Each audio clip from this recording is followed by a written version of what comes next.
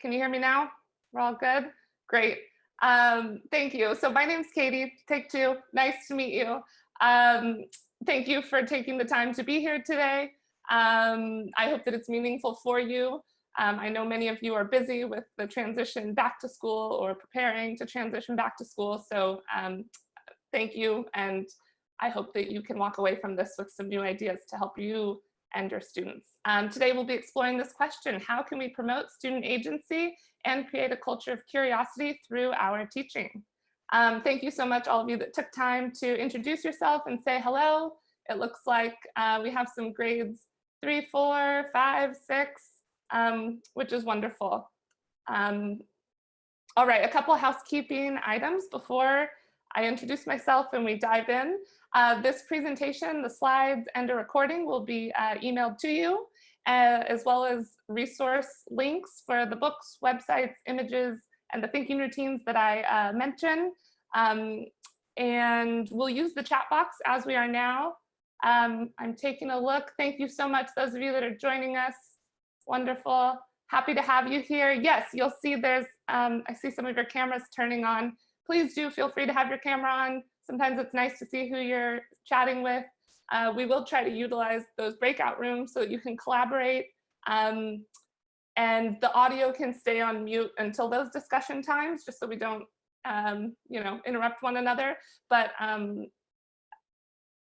I think it's important when you have this many primary teachers together, taking time out of their day in one place. I hope to give you a chance to share your ideas and hopefully brainstorm some new thinking throughout this webinar.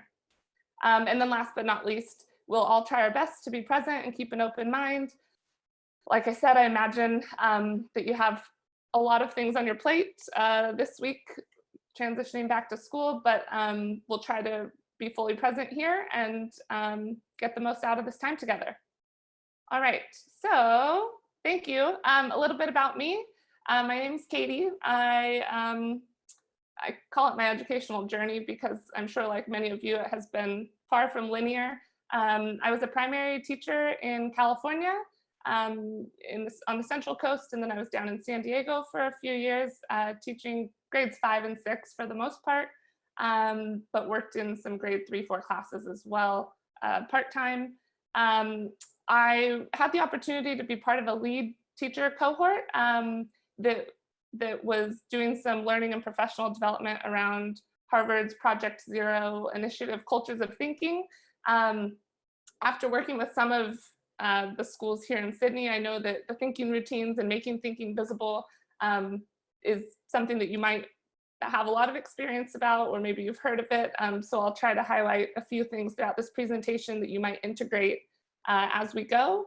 I'm passionate about equity and meta-strategic thinking, had plans to study at Sydney Uni, was communicating with some professors, and life happened and plans changed. So I ended up heading over to Australia a year later and was a casual teacher in Victoria before working with Mathspace. And so now I'm really excited about the work that Mathspace is doing with primary educators to improve the primary product. So I should mention at the end of this, I'll make sure I share a feedback link with you as well if there are specific topics or ideas that you think would be really meaningful for webinar PD or for our Mathspace textbook content. Please feel free to speak up. I'm happy to relay information to our team. All right, so specifically today during this session, we are going to define student agency, make sure we're all on the same page about what it is, consider why it's important to us as educators. As I mentioned, we'll try to have some engagement, and then we'll look at these 5 ways to promote agency, the kind of recurring themes that we see in the research and in real classrooms around the world. We'll talk about some techniques and kind of brainstorm ways to create a culture of curiosity, look at some examples from some classrooms, and then that idea that we can leverage online learning and Mathspace as a tool to do this, I think is a really timely conversation. So just in the back of your mind, keep in mind, how might I use technology, the things that I've explored during this time of school closure to make the teacher admin side of things easier. And then we'll collaborate at the end in those breakout rooms. All right, so before we begin, what is student agency? When you hear that education buzzword of student agency, what comes to mind for you? There's no wrong answer here, depending on where you live, what community you teach in. Sorry, I was just checking the chat box. Thank you, those of you that have joined us late. Happy to have you here. So go ahead, in the chat box, student agency, what words come to mind? Examples, what might it be, what isn't it? And if you're not sure, that's okay as well. The research shows varying definitions, which is why I think it's important to kind of come on the same page here. Yeah, so I'm seeing some ideas around student preferences, ability to direct their learning, thank you, choosing activities and tasks, students having choice about their learning, choosing topics that interest them. Awesome, absolutely. And thank you for sharing those ideas. Those are all components of student agency. For today's webinar, we'll go ahead and use this definition provided by the Vic Education and Training website. Student agency refers to the level of autonomy and power that a student experiences in the learning environment. Agency gives students the power to direct and take responsibility for their learning, creating independent and self-regulating learners. So I don't know about you, but when I read that, or when I've read that previously, it's like, yes, that sounds great, that sounds nice. How do we do that in a practical sense in the classroom with live children? All right, so this image here is pulled from John Spencer's website. I have his resources linked. He's a professor, researcher, was a middle grades maths teacher, and has developed a lot of curriculum around this idea that we're moving away from a compliance structure of education. A lot of buzz has existed for the past however many years around engagement, but now we're trying to move beyond that into the empowerment of students. And so we'll look at that nuance between engagement and empowerment. How is it different? How will it benefit our students' learning, and how will it potentially improve our experience as educators? So again, compliance model of instruction would be a lot of extrinsic motivators, right? You see this image here of kind of the traditional desks in rows, test scores, exams, parent or guardian with their thumb on the student's learning, teacher needing to please the teacher, etc. Engagement, when I talk to teachers about engagement, what I find really interesting is that we think of engagement as something we have to do. How can I engage my students? How can I capture their interest? How can I create a project that will engage my learners? Where empowerment is that piece that is really exciting, because if students have that sense of agency, the hope is that we can become more of a facilitator, and students are empowered to take some of those steps independent of our facilitating, of our guiding. And this quote down below, empowered curious students are engaged students. If we can get them here, then we can conclude that they're likely engaged. Here's a few more visuals just that I thought I'd share. Again, that kind of compliant, engaged, teacher facilitated classroom versus students asking their own questions, their curiosities driving the learning. All right, so we've highlighted a couple ideas, but just in thinking about that, were any other ideas sparked? Why should we help our students develop agency? As you kind of think about your students or your teaching, what strikes you as most valuable, maybe in the classroom, outside of the classroom? Any ideas? Please feel free to throw them in the chat box. And thank you. It looks like we've had a couple other teachers join us. Hi, my name's Katie. Nice to meet you. Feel free to introduce yourself in the chat box if you'd like. We're just getting started.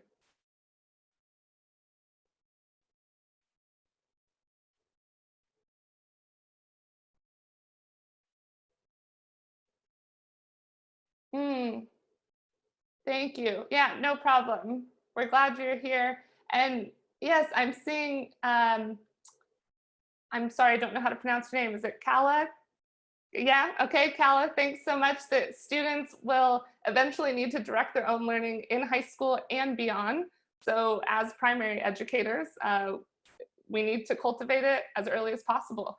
Um, yeah, right, the earlier these students learn that sense of agency or develop their agency, our hope is that it carries them throughout their schooling experience. Okay, so I will continue here. Feel free to continue adding your ideas. Um, After, again, going through the research and chatting with different teachers, when students have a sense of agency, these are some of the outcomes. So our classroom will become a community of empowered learners who, and then there's that list of things that we would love to see for all of our students, right? That they're exploring things that they're curious about, that they're engaged, that they can communicate why they're learning something, that they're using those critical thinking skills to solve problems independently, that they can self-reflect, monitor their learning. They do have the capacity to ask for help when it's truly needed. They believe in themselves. And then that last one, right, that idea that this agency hopefully transfers throughout their schooling and beyond, right, outside of the school walls as well. All right, so what challenges might we face when it comes to fostering student agency? This is our last check-in question before we dive in. I was imagining if I was in your shoes, I'd be thinking of all of the challenges to doing this. So if you want to throw some of those in the chat box, feel free. Um, what might make this difficult?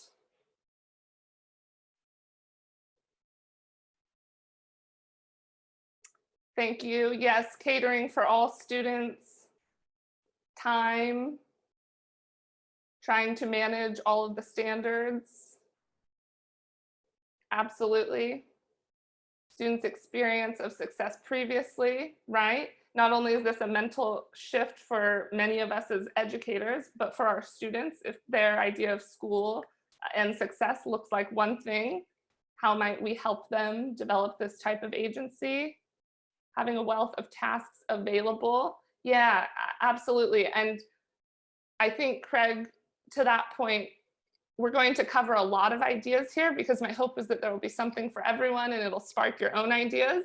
Um, but at the same time, we don't want to get overwhelmed by the multitude of choices here. So hopefully we'll be able to tailor this to find things that would work for our students. Thank you. So now the how, right? We've talked about why, how can we do this? So we've narrowed it down to 5 ways to promote student agency with that kind of idea of how can we leverage technology to do this? How can this become easier for us via tech? And so you can see here, numbered 1 through 5, creating that culture of curiosity, clear, relevant learning, consistent ongoing feedback, student reflection, and empowering students to share their learning with the world beyond our 4 classroom walls. So we're going to dive in and look at some of those a bit more.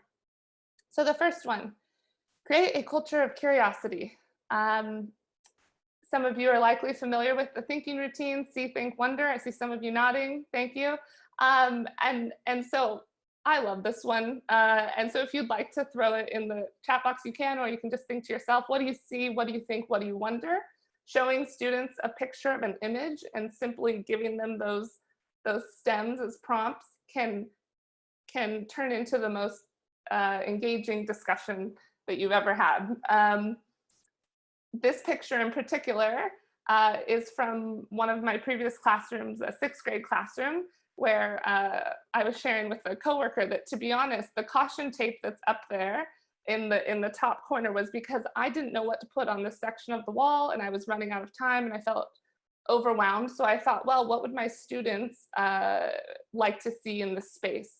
So I talked to them about what would help our classroom environment, promote this thinking, and what would help them spur on their learning, et cetera. And so the idea here was that students were learning about growth mindset and brain growth and their nervous system. And so the sticky notes were things that they were curious about, that they wanted to learn, new things. It could be something as isolated as how to multiply fractions, or as advanced as, how to design a robot. And they would try to learn or try to do whatever the task was. And if they had this perceived failure, it went on the evidence of brain growth wall. And it became a celebration of our growth and that process as opposed to the end product. And so anyways, by the end of the term, students had learned a lot of new things that were initially perceived failures, and they'd go up and they'd replace the sticky note, and we'd have a class discussion around what they learned, how they learned it, and they had an opportunity to share their learnings with the class. So that being said, if we think about creating a culture of curiosity, we know that the things that we model for our students are powerful. Our language as educators holds a lot of weight. And so if we're modeling this type of curiosity and questioning and extended thinking beyond the textbook in front of them or the online platform in front of them, it gives permission for our students to do the same. And so here you see I provided just a couple ideas, examples. That idea of exploring or questioning everything. Give it a novel name, set a timer, and ask your students to generate questions about a topic. It sounds vague, it sounds too easy.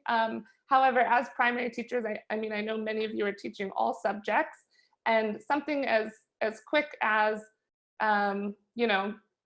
decimals. Okay, I'm gonna set a timer for 2 minutes. You independently in your notebook or online are going to generate as many questions as you can about what they are, why they exist, where they came from, how we use them, why we should care, just, as many questions as you can, and then we're going to share them. And it takes 2 minutes out of the day, and all of a sudden the wheels are turning, the questions exist, the curiosity is sparked, and that was around maths decimals. You could do that in history, science, English, PE, whatever it might be, and just showing your students that asking questions is good, right? Integrating it with their science content, that inquiry doesn't have to be in an isolated project or only when you're struggling. It can be all the time. And I suppose you're probably sitting there thinking, of course, our students are naturally curious. They have more questions than we know what to do with. So why don't we create a space for them? So the curiosity board or the wonder wall, you've probably seen variations of this, but essentially it's a designated spot in the room or on a technology platform like Google Classroom. It can be a piece of chart paper somewhere that's a compilation of your class's curiosities, where when students have a question throughout their day or at home that might be unrelated to the relevant learning topic, they can write it on a sticky note and post it, or they can type it up real quick and it's documented. Their peers can see their questions and curiosities. They can connect to one another. They know that their teacher values their deep thinking and their questioning. And then later, if you're reading a class novel and a topic comes up that connects to a student's question, it creates that community culture that says we're all curious, we all value each other's questions, and we can investigate those further.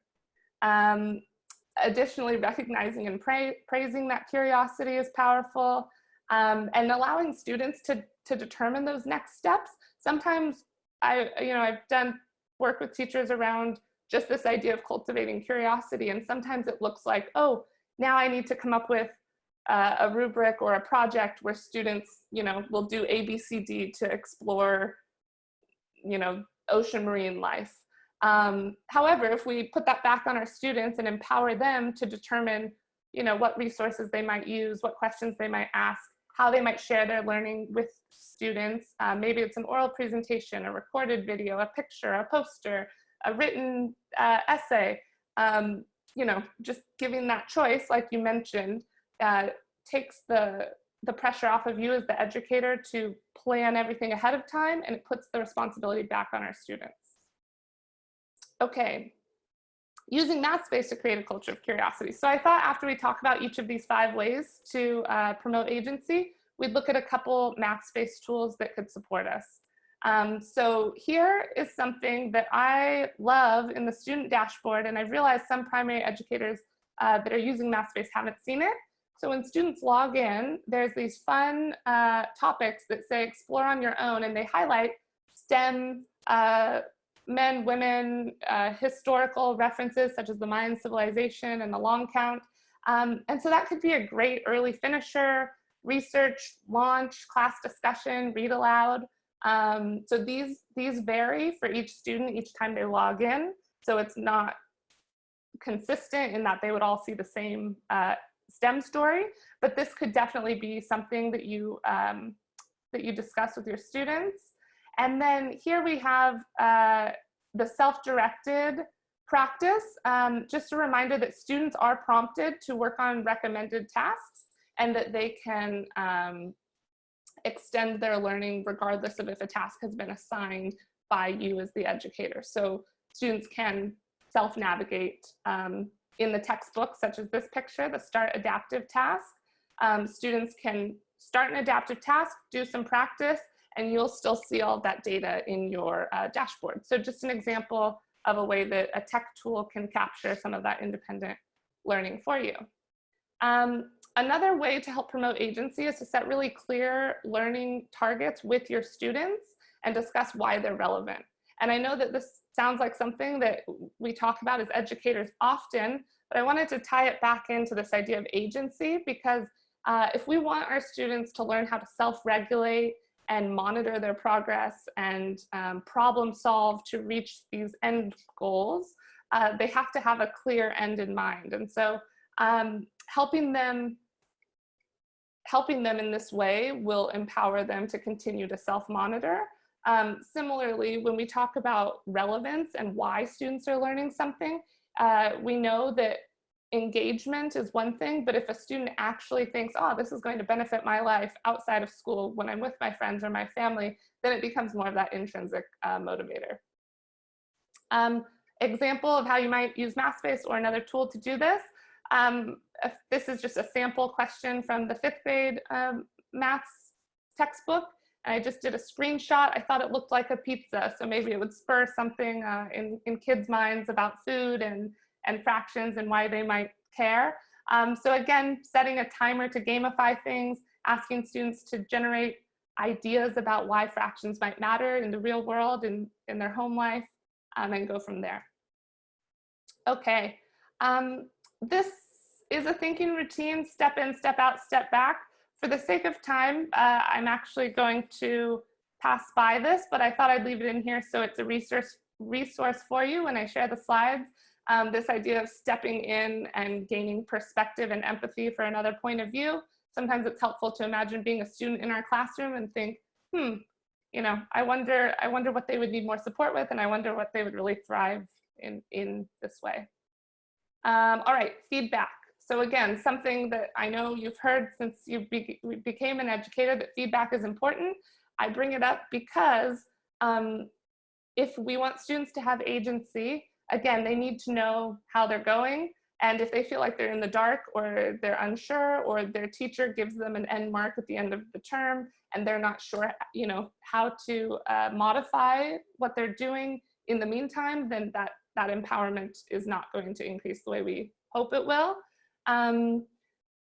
Leveraging technology can help you do this, but I thought I'd just highlight the idea that you can absolutely empower students to give one another feedback in really creative ways. It doesn't have to look pretty. Some of the most effective feedback I've seen is something like a 3-point rubric, where you essentially create a checklist with your class. You kind of co-create, for example, this 3-point rubric, I'm not sure if you can see, it says concerns, criteria met, and advanced.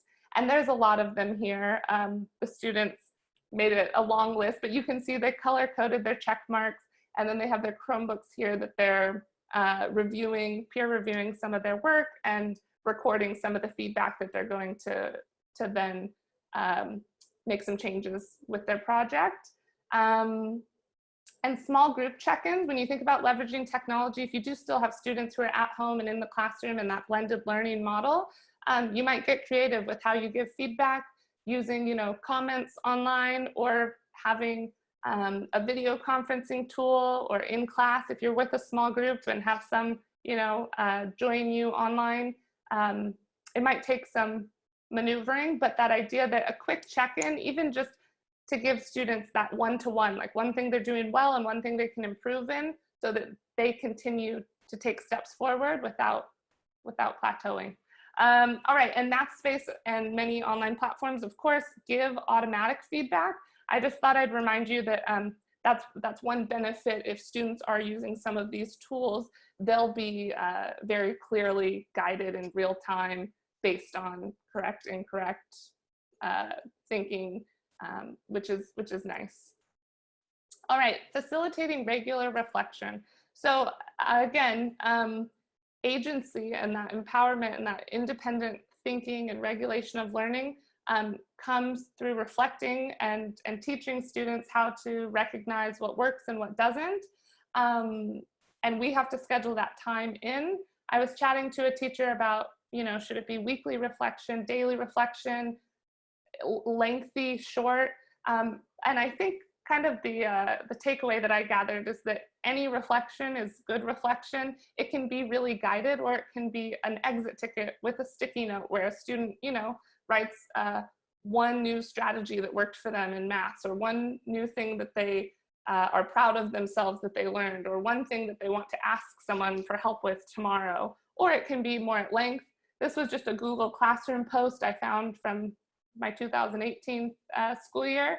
And so students just, in real time at the end of a lesson, shared what they were most proud of and what they hope to grow in, and that accountability and reflection just helped them. This is also a great piece to share with parents when that at-home communication, when you're getting a lot of questions about progress. Agency is encouraging your students to communicate that to their families and helping them facilitate that discussion. All right. Also, thought I'd highlight that Mathspace and many online tools have a progress, in this case, topics page, where students can go in and review scorecards with specific learning accounts. And this is a great page if you are using Mathspace, and again, parents are asking you any questions, you can direct them here because it shows this little green bar showing the progress in the number line section. So that could be a tool if students' reflections are, say, more qualitative and you would like them to be more quantitative. That's an idea. And last but not least, empowering students to share their learning with the world. I think this is my favorite section, and maybe the most exciting in this time of remote communication and online tools. That idea that you can connect with the local community or the world at large, and students can share their learning beyond the four walls. This is an example of one of my students. We were in science reading an article, and it was about thermal energy and conservation, and the students started asking all kinds of questions, and it turned into a big discussion. And one of the students had an uncle who worked for a company in the community, and so he was the expert, and he was willing to get on a 30-minute chat. The students generated questions that they had for him about thermal energy. They started, it was a design thinking, they started coming up with ways to design things in their daily life that would utilize thermal energy. And that level of engagement just, I mean, it skyrockets, right? And it doesn't have to be a big screen call. It could be at home, but the homework assignment is for them to interview someone in their family or in their community, or share their learning with someone in their community. That idea that the teacher is not the end all be all, or the grade or the marks is not the end goal, but that sharing these things with the world and impacting the world in a positive way is something that they can do and they can be a part of. You're the teacher. My students love to create like YouTube videos where they would record themselves explaining a maths concept or a new idea that they learned, and then their homework was to share that with a younger sibling or a cousin or someone and teach them the new skill. And so it was that idea that if they could articulate their thinking, then it showed that they understood the content we were learning as well. And just again, designating time to share in class. I know that we feel hard pressed for time often as teachers. Our standards list at the primary level is long. And that being said, in my own teaching and in talking to educators, the more we carved out time for this, the more meaningful and the more in-depth the learning was, the more integrated it was. And so setting aside 45 minutes to highlight some of our curiosity questions that we were exploring with our families or, you know, at the library, turned into really integrated writing reports and oral presentations and, you know, tech lessons and all of these things that hopefully this integrated nature will actually save us time, not add more to the to-do list. Oh, and one more quick example. We were looking at area and measurement, and the local soccer stadium was being redesigned and it was in the news. So grabbing something that your students are passionate about.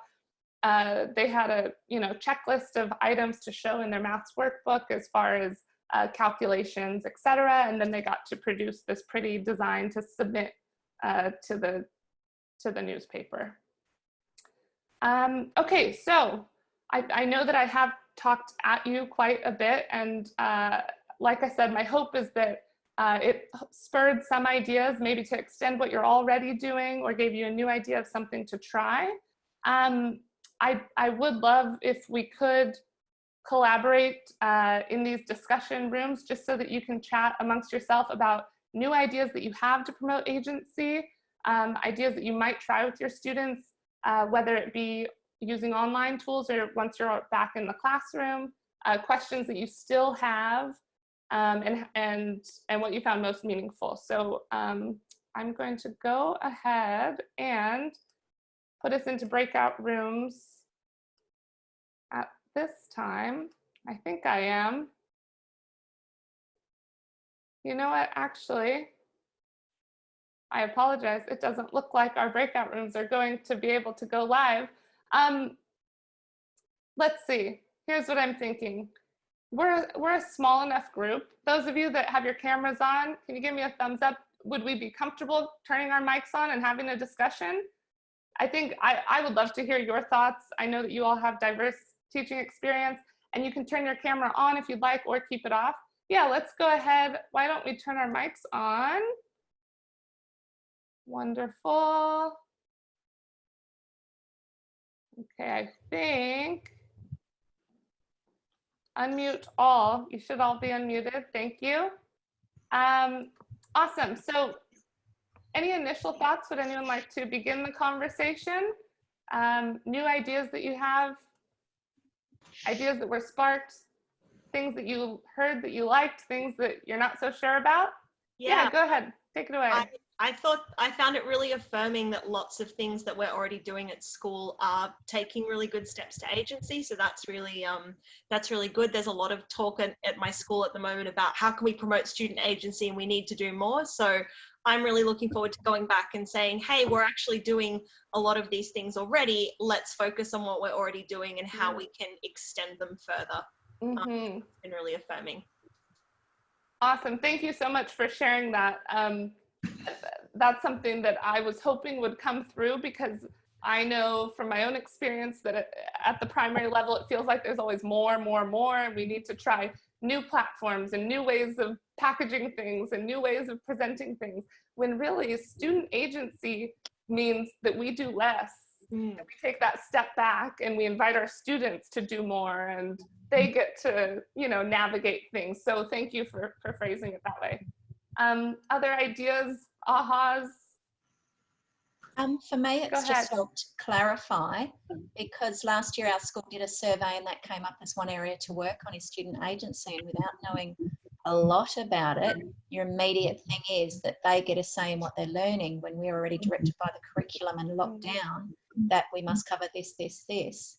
So how do we weave that in with the structure we've already been given? So that's really clarified just how we can. So thank you. Yeah, thank you, Kathy. And I saw a few of you nodding along. That idea that the student's interest or curiosity can be the starting point. That's like the launching pad. And we have our standards over here. And so we don't have to tell our students how to get there. But if students need to demonstrate understanding of, you know, writing a complete paragraph in a argumentative essay, then if they're really passionate about something and we're teaching writing skills, they can demonstrate the learning and the understanding using this curiosity that came from them. Does that make sense? Yeah, that connection. Giving them agency within the structure we're made to teach to, rather than free for all, what do you want to learn? Right. So, yeah. No, that's great. Yeah, thank you. Other thoughts? Go ahead. I think linking to that, definitely thinking mathematically is important, and how we assess that is really important at the same time. And having them design their own tasks and communicate their findings, it's much easier to see their mathematical thinking than it is just in a standard assessment, a standard test. And obviously, there's a lot of time we can save if we look at different ways of assessment in what we need to achieve, and linking things together, like, you know, taking a graphing unit and integrating it into a science unit for recycling and just looking at rubbish or something like that is a great way of having students engage and looking at how they can solve problems using maths in different subject areas. Yeah, along with that, one of my students is reading a really intense science journal because it's her favourite thing, and she was blown away that there's all this data and graphs in there. That's just what she'd been learning in maths, and here's this connection to her favourite topic, and oh my goodness, it's all there. Bless. Oh, just, yeah. Absolutely.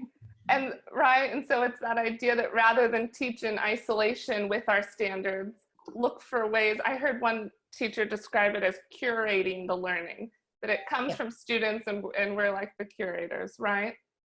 I think there's going to be lots of opportunity with all this new technology. Like I've been experimenting with Google Classroom and Google Drive with my class last year and the year before. But this year, like, everyone at my school is on the Google Drive now. They're all on there. They all know how to do it. They're in. It's happening, and I cannot wait to be able to, you know, or when everyone in the class makes a little video, even if you set aside 45 minutes, you can't get through all of them. You know, so it'll be, they can all go away and watch the videos, and then we can have that sharing time, you know, where it's everyone talking and being together, and they're able to go away and actually share their work. I'm really excited about that. That's a wonderful way, because we've been using Google Drive purely for them to upload for us to mark during lockdown. Whereas now, if it's not their individual folder, but a class, they can see each other's. Love that idea. At school, when we're able to kind of teach them about uploading things and how to do it nicely. Yeah. Right.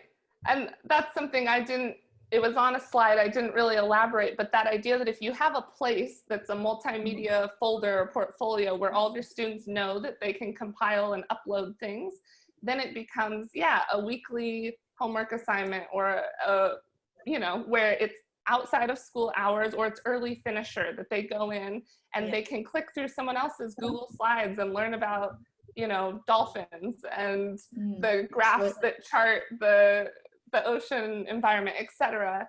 And they're proud that people are viewing their learning outside of the school day as well. So what looks like a problem is kind of a nice opportunity.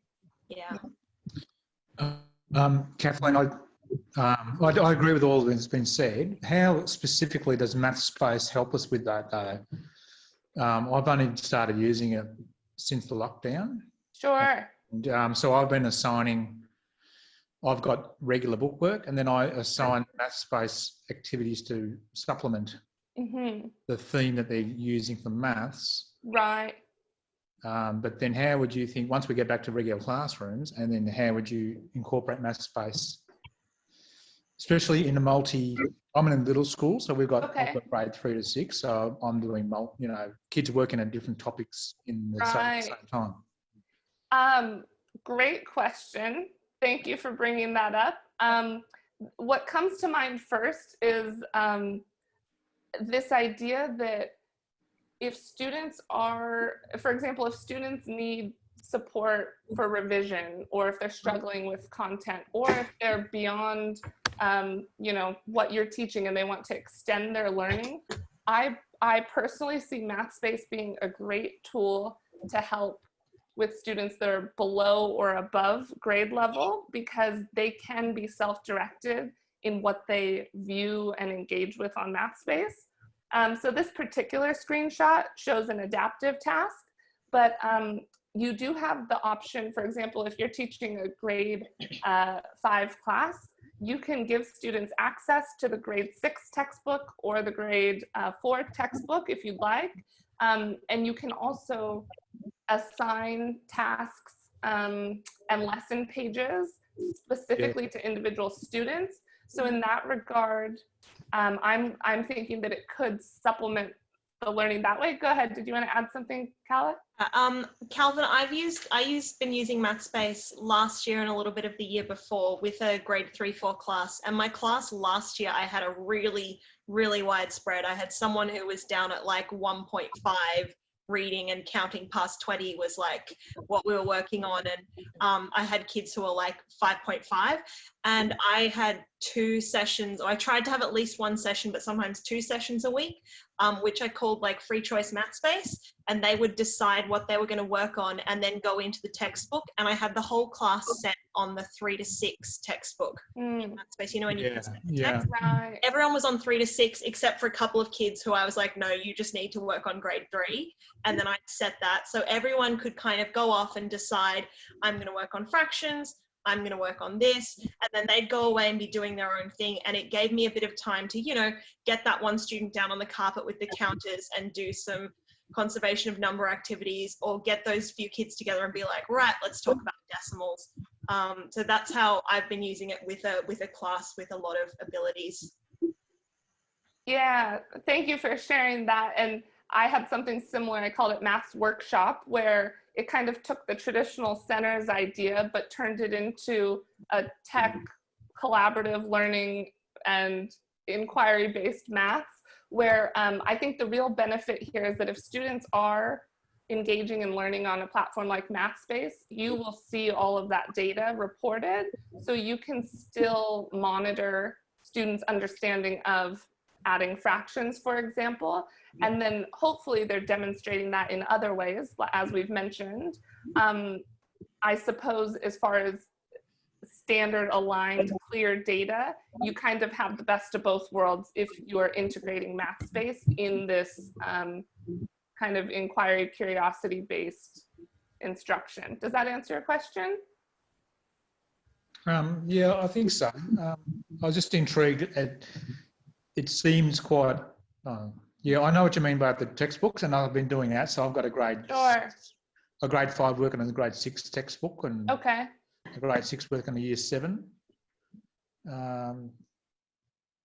I'm just not sure how it would, Mathspace itself, does it inspire kids to, I suppose if they're self-motivated, it will. Right. How does it inspire kids? How does it fit in with student agency, specifically Mathspace? Sure. So, and I'm happy to open this up to all of you. I do want to be mindful of time. I see that it is 4:15. So if any of you have to go, thank you so much for being here. You're welcome to. I'm going to stay on the call and continue answering questions, and we can discuss if you'd like. Otherwise, I'll just show you real quick. The concluding slide is that all of these resources will come to your inbox. Please feel free to email me if I can provide more support if you have additional questions. And then these resources will be linked as well. These are some of the books with ideas that were referenced, and then some of the websites as well. So thank you for your time. I know that you have a lot going on. That being said, this is a very rich discussion. And Calvin, I think the first thing that comes to mind is that if students are engaging in the textbook, whether it be something that you've assigned or self-directed learning, creating a culture where if I see a topic that intrigues me or that I don't understand or that I think applies to something that I was reading about at home, it's this idea of how can the textbook content be a launching pad of asking more questions and digging deeper instead of just, and I don't have a lesson page up here, but instead of just looking at the content, consuming it and regurgitating it, how could we facilitate deeper thinking and questions from that place? Does anyone else have something to add? Any ideas that come to mind for you as far as how to utilize the Mathspace content to spark curiosity or agency? I mean, I've found that my kids just really responded to the idea of getting to choose what they were going to learn, because, you know, often in maths we talk about we're doing this topic now and it's really exciting, but they still don't get to pick. So just having that time to say, you know, it's free Friday, free choice, you know, explore what you want to, go and work on timetables, go and do measurement. They'd get together in little groups of people, they could sit in different places. And that was just like right at the beginning, that was a really good way of getting that engagement before you're moving towards that like agency that we're wanting. And then gradually it became, you know, oh, I'm going to spend the time working on this color because, you know, I really want to know how to do decimals. Yeah, but just having that choice and really emphasizing that this is your choice and you get to choose what you're going to work on today. And that idea, you said, I'm going to learn how to use decimals. I think I mentioned it in here. You're the teacher.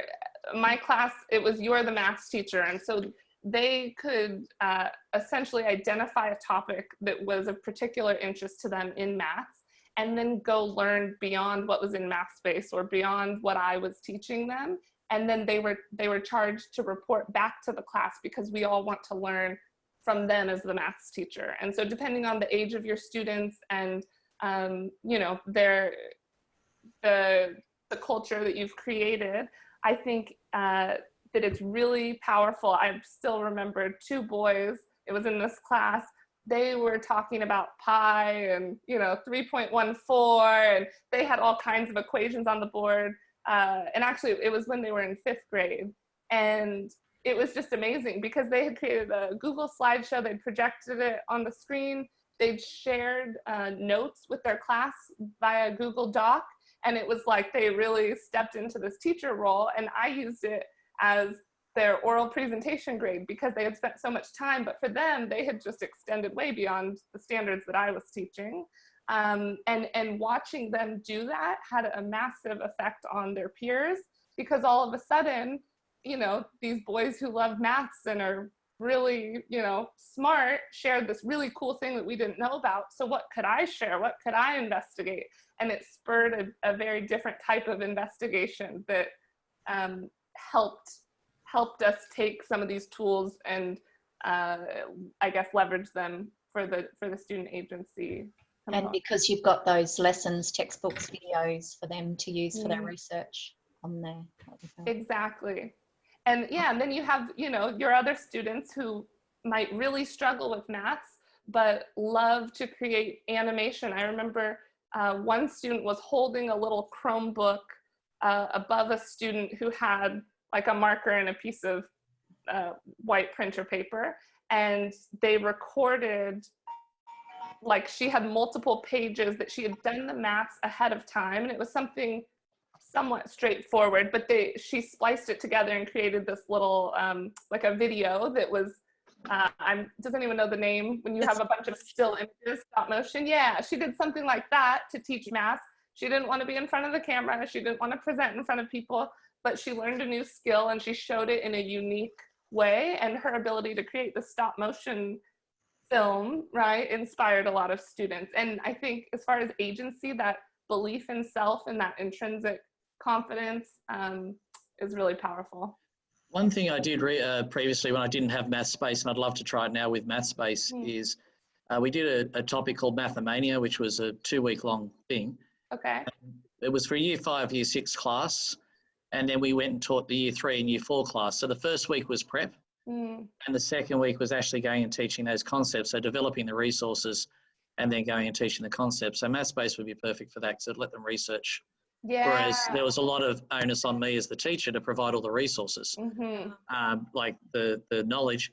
But this way they could go and use Mathspace to research, to create. And what we did was we put all the topics up for them. They chose the topic they wanted to take on, and that they were going to teach as a small group and a one-on-one. And we just made it like a 5-minute lesson, and then we'd ring a bell and they'd rotate around and they'd go around and teach. And it was amazing the engagement you got, because you can have mixed ability groups. It's perfect. You can put your strongest students with your weaker to carry and to help them along the way. They design the concepts, and then they've got a real world reason to go and learn. And then, because if they don't learn it, they're not going to be able to teach it. They know they don't want to be put in that situation. So you know, we get the school hall for the day, we break it into small areas, have a great time, then do just a bit of a fun quiz at the end of it, just to get everybody involved. So that would be a great way of doing it. Yeah, yeah, that sounds really fun. I'd love to see if you do try it this year with Mathspace.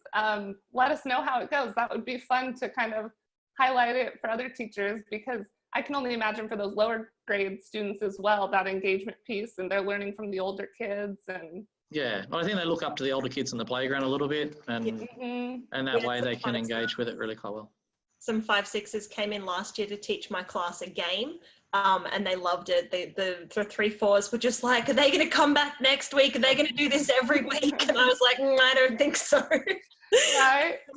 And so, yeah, if we can leverage that, that idea of empowering students to have agency and take ownership, and then teach maths or teach these other content areas. But even saying to those 5-6 kids, you know, choose a topic from the grade 3 textbook on Mathspace, and then design a game to teach that topic, or like create a presentation. Like it's taking it all off you. You don't have to be like, well, remember in grade 3 how you learned this. You can kind of set, like, here's the book, go and explore it, choose something to teach. And that becomes a revision task, right? Yeah. Instead of here's revision because you need to show that you remember what you learned last year. It's, hey, let's teach our younger friends. And they can actually use questions from Mathspace to make little answer cards as part of the game. If you land here, pick up a card, stuff like that too. Oh, I love it. It's amazing how rich the games become when the students think about them themselves. And it's also a great tool for assessment for you just to observe what they're doing. You know, it shows how they communicate. So you can knock off some really great speaking and listening things from your English program. You can knock off their thinking mathematically at the same time. Their present, it just really, it gives you a lot of opportunity. Absolutely. Yeah, see, these conversations are fun because now, I don't know about you, but my wheels are turning of things that we could try, different things that we could do. Any other questions or ideas that we want to share as far as what this might look like for you in your classroom, how you might leverage technology? Steps? At our school, we have, I am actually year 3, but we've got a lot of kids operating at year 4, 5, 6 level, and a kid operating at a year 9 level. Okay. So Mathspace is really helping us help. Yeah. It's incredible what he can do. And so we've got 5 year 3s, and we team teach, and we all have to teach the same thing. So it doesn't give us that flexibility and spontaneity, but at the same time we can take these ideas to the team planning and try and, you know, weave them into what the structure is. So to clarify, you're teaching, how are you team teaching? So we get together for our planning day and put forward whatever topic we're doing for that week, for maths, for reading, for writing, put forward our best suggestion for the lesson, and then we all divvy up the lessons and go off and create them as one plan that all 5 classes do. Okay. And so you're kind of thinking, how might you create space for that student agency piece to still happen? It's got to cover all 5 classes, but it's just in your lesson structure and mixing up, like you're saying, all your ideas we can still mix up. It's just having that voice ourselves as a teacher to suggest it to the group. Right, creating that space. Have it taken on board, And maybe it's even like starting small, like starting with, you know, the sharing of work from other classes, using some kind of digital platform, or you know, because if you've got like the kids rotating through, almost trying to create a maths community among grade 3 with you teaching them maths for the 5 sessions or whatever it is, and then maybe there's some way you can connect between what they've each been doing, and maybe that would be a way to kind of open it up a bit.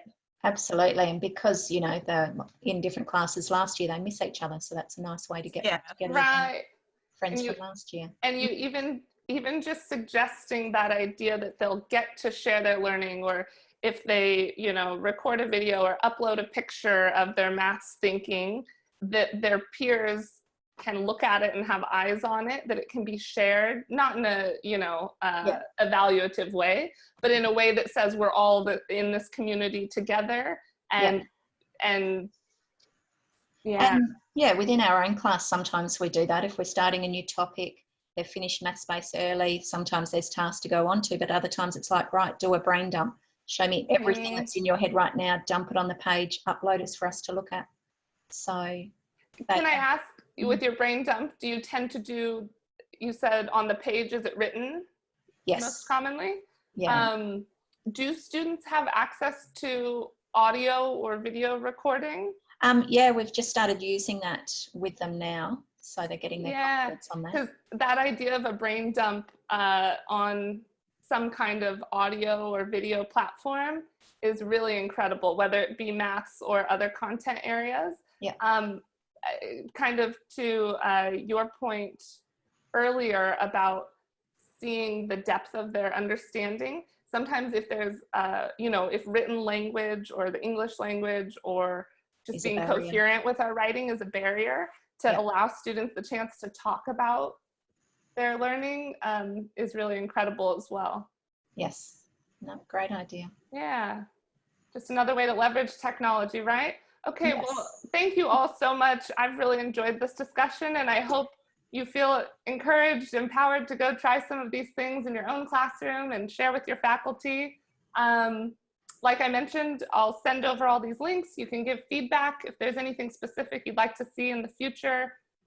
We'd love to support you in any way, and I really hope it's a nice transition for you back to the classroom with everything going on.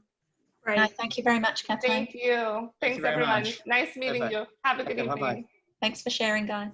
Thanks. Thank you. Bye. Good talking to you.